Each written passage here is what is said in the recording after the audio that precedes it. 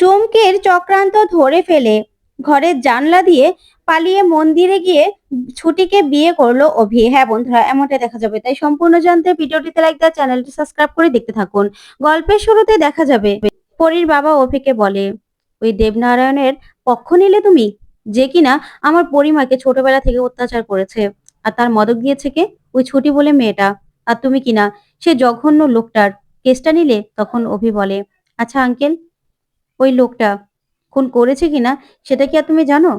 তারপরে দেখা যাবে ছুটি সেখানে চলে আসে। আর সেই বলে, আঙ্কেল আপনি ভালো আছেন? আপনার সঙ্গে না আমি অনেকভাবে যোগাযোগ করার চেষ্টা করেছি, কিন্তু কোনোভাবেই করতে পারিনি। এই বলেই হিরণময়কে প্রণাম করতে চাইলেই হিরণময় বারণ করে আর বলে, অভি আমি যাচ্ছি, তোমার থেকে এটা আশা করিনি। এই বলে চলে গেলেই তারপরেই দেখা যাবে ছুটিকে অভি বলে, আপনার মনে আছে তো কি বলেছি? কালকে রেডি থাকবেন। তখনই ছুটি এই কথা শুনে বলে, কেন? কালকে কি আছে? কালকে কি কিছু আছে?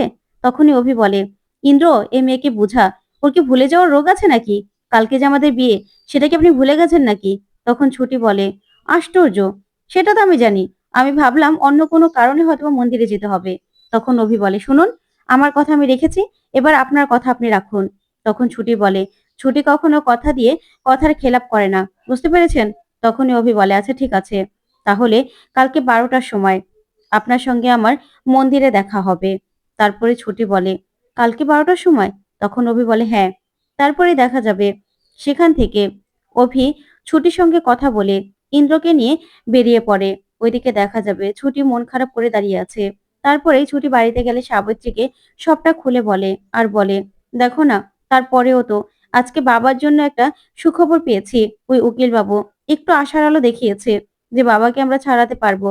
তখন সাবিত্রী বলে, ছুটি, সেটার অনেক বড় মূল্য তো আবার তুই দিচ্ছিস, বিয়ে করছিস লোকটাকে।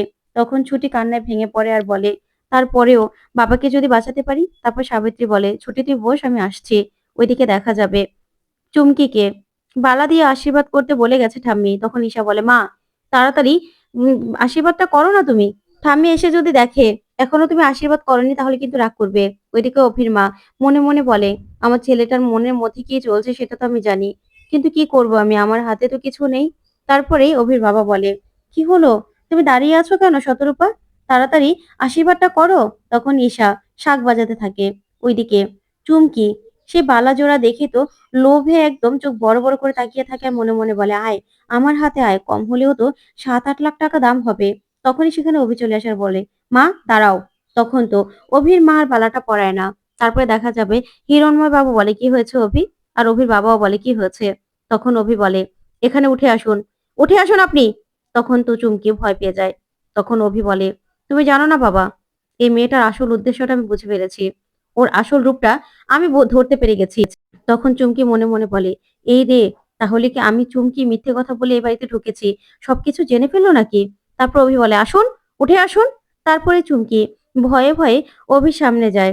তারপর অভি বলে, আজকে কোর্টে যেতে পারলেন না, মিথ্যে কথা বললেন যে আপনি নাকি অসুস্থ। কোথায়? আপনি তো দিব্যি সুস্থ আছেন। তখন তো চুমকি প্রচন্ড ভয় পেয়ে অভির দিকে তাকিয়ে থাকে। তখন অভি বলে, কেন মিথ্যে কথা বলেছেন? বলুন, কেন মিথ্যে কথা বলেছেন? আইন নিয়ে ছেলে খেলা হচ্ছে।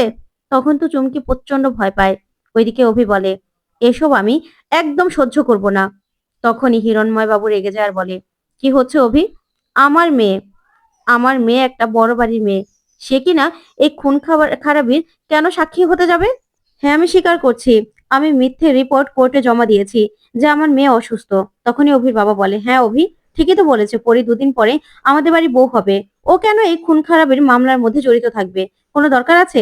তার জন্য আমরাই যেতে বারণ করেছি। এখানে অন্যায় কি হয়েছে? তখন অভি বলে, বাবা তুমি বুঝতে পারছো না, হিরণময় আঙ্কেল, আপনার যদি আপনাকে যদি মিথ্যে মামলায় কেউ ফাঁসিয়ে দিত না, তখন আপনার মেয়ে বুঝতে পারতো ছুটির কেমন লাগছে। তখন তো ছুটির কথা শুনে রেগে যায় চুমকি।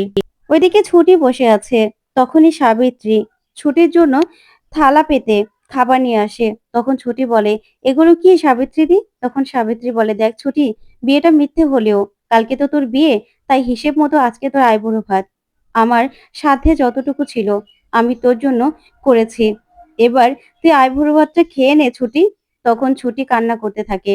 তারপরে সাবিত্রী ছুটিকে আশীর্বাদ করে, শাক বাজায়। তারপরেই ছুটি কাঁদতে থাকে। আর তখনই সাবিত্রী বলে, তুই খুব সুখী হবি ছুটি। তোর মতো মেয়ে তো লাখে একটা। এরকম মেয়ে একটাও পাওয়া যায় নাকি বল?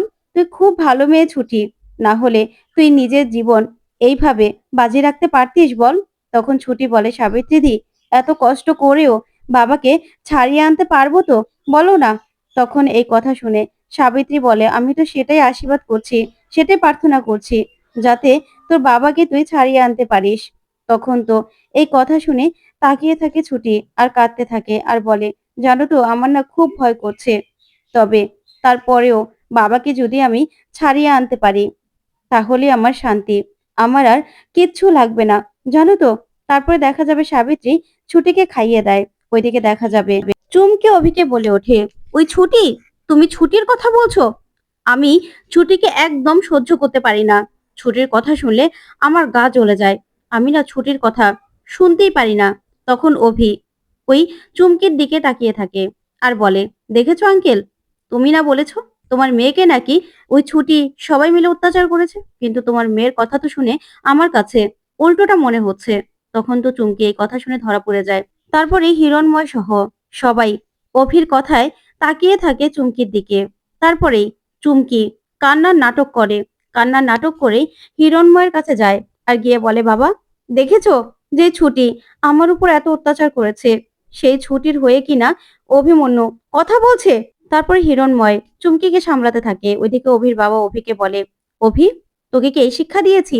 তারপরেই হিরণময় জয়কে বলে, দেখেছিস তোর ছেলে কিনা আমাকে এসব কথাগুলো শোনাচ্ছে, আমার মেয়ের সঙ্গে ওর বিয়ে। তখনই দেখা যাবে অভির বাবা অভির মাকে বলে, তোমার ছেলেকে সামলাও। তখন অভির মা বলে, অভি, যা হওয়ার তো হয়ে গেছে বাবা, সবকিছু পিছনে ফেলে এই বিয়েটাতে রাজি হয়ে যা না। এরকম করিস না বাবা, আজ বাদে কাল তোর বিয়ে, আর এখন এই অশান্তি করা দরকার আছে? তখনই অভির বাবা বলে, শোনো অভি, কালকে তুমি কোথাও যাবে না, কালকে তোমার এঙ্গেজমেন্ট, এটা মায়ের আদেশ। তখন এই কথা বললেই অভি চুপ করে দাঁড়িয়ে থাকে। তখন অভির বাবাকে অভি বলে, বাবা, আমার কালকে সন্ধ্যাবেলা কাজ আছে। তখন অভির বাবা বলে, মানে?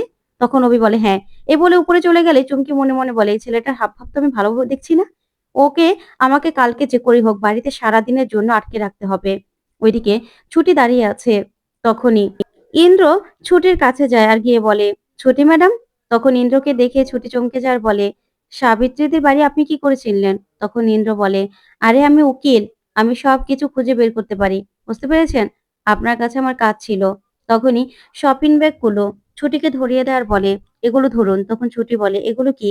তখন ইন্দ্র বলে, আমি অর্ডার পালন করছি, বুঝতে পেরেছেন? তখনই ইন্দ্র অভিকে ফোন ধরিয়ে ছুটিকে ধরিয়ে দেয়। তারপরে অভি বলে, শুনুন, ইন্দ্র আপনাকে যা যা দিয়েছে, কালকে এগুলো দিয়ে রেডি হয়ে আপনি ঠিক 12টার সময় মন্দিরে চলে আসবেন, ঠিক আছে? তখন ছুটি বলে, ঠিক আছে। এই বলেই ফোনটা রেখে দিলেই ইন্দ্রকে ফোনটা দিয়ে দেয় ছুটি। তখন ইন্দ্র বলে, আচ্ছা ঠিক আছে, তাহলে কালকে 12টার সময় দেখা হচ্ছে, এখন আমি যাই। এই বলে ইন্দ্র চলে গেলেই ছুটি কষ্ট পেতে থাকে। তারপরে দেখা যাবে সকালবেলা ঘুমিয়ে আছে ছুটি। হঠাৎ করে ছুটি উঠলেই তখন সাবিত্রী বলে, ছুটি, ওঠ, আবার রেডি হতে হবে তো তাড়াতাড়ি করে। তখন ছুটি বলে, হ্যাঁ সাবিত্রীদি। ওইদিকে অভিরও ঘুম ভেঙে গেছে। তখন অভি বলে, না, আমাকেও তো মন্দিরে যেতে হবে, তাড়াতাড়ি করে বেরোতে হবে। ওইদিকে ইন্দ্র সেই মন্দিরে পৌঁছে যায়। তখন গিয়ে বলে, ব্যাস, বন্ধুর বিয়ে বলে কথা, কম দায়িত্ব নাকি? দায়িত্ব পালন করতে হবে তো আমাকে। যাই, অভিকে একটা ফোন করে দেই। তখনই অভিকে ফোন করতে যাবে, তখন দেখে ওর মোবাইল বন্ধ। তখন ইন্দ্র বলে, এই রে, ফোনটা তো চার্জ দিতেই ভুলে গেছি। অভি যদি আমাকে ফোন দিয়ে না পায় তাহলে তো আমাকে শেষ করে দেবে। এই বলে ইন্দ্র সেখান থেকে চলে যায়। ওইদিকে ঈশাকে নিয়ে চুমকি অভির ঘরের বাইরে আসে আর এসেই বলে, চাবিটা দাও না তোমার দাদার ঘরের। তখন ঈশা বলে, কেন? তারপর চুমকি বলে, দেখো না, তোমার ভাইয়ের মতি-গতি আমার মোটেও ঠিক লাগছে না। ও যদি আজকে বেরিয়ে যায় তখন যদি কিছু বলে, আর ঠাম্মির কথায়, সেজন্যই তো আমি না ওকে একদম সারাদিনের জন্য লক করে দেবো। আর নিচে কেউ যদি ওর কথা জিজ্ঞাসা করে তাহলে বলবে যে ও বিয়ের জন্য রাজি হয়ে গেছে, তাই ও বাড়ি থেকে বেরোবে না। তখন ঈশা বলে, আসলে জানো তো আমাদের বাড়ির মানুষগুলো না বড্ড সরল। এই যে তুমি বললে না যে তুমি বলবে যে তোমার কথায় অভি রাজি হয়ে গেছে, সেটাই না সবাই বিশ্বাস করবে। তবে আমার ভাইয়ের কিন্তু খুব জেদ, যদি ও রেগে যায় তখন কি হবে? তারপরে চুমকি বলে, সেটা আমি সামলে নেব, তুমি চিন্তা করো না। এই বলে চুমকি যখনই অভির দরজাটা বাইরে থেকে লক করে দেয়, তখন অভি বলে, কে? দরজার ওখানে কে? তারপরে দরজা খুলতে না পেরে অভি বলে, দরজাটা কে লক করলো? তখন চুমকি বলে, সুইটহার্ট আমি। যেমন আমার মনের মধ্যে তোমাকে দরজা লক করে দিয়েছি, তেমন আজকে সারা দিনের জন্য তোমাকে লক করে দিলাম। তো বন্ধুরা, কেমন লাগলো আজকের আপডেট? কমেন্ট করে জানাও। ধন্যবাদ।